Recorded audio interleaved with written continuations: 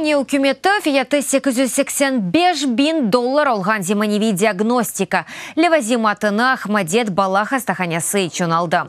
Оның ярдымы еле медичек хасталықлары олған күчік балаларға доғру нәтижелернен тесттарызда кереклі тестлер япыла біле.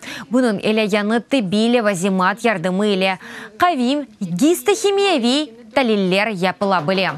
Бұ шышық чешетлеріні білгіленуі ве илерді патология тедевеленуі үшін пек мұйымдыр. Левазимат арекетке девір кетірілді. Майыс айындан башлап, оның имканларынен 20 bin адам қоланды. Нашей лекарни. Бізім хастаханемыз үшін эндоскопик левазимат сатын алынды. Бұ эндоскоп, колоноскоп, гастроскоп веда чоғдегер әдетлер. Бұ баяғы пара, аман 25 миллион гривна. Бұ пек бұйық ярдым. Бүгін 8 грант деп адландырылған программа çalışмақта.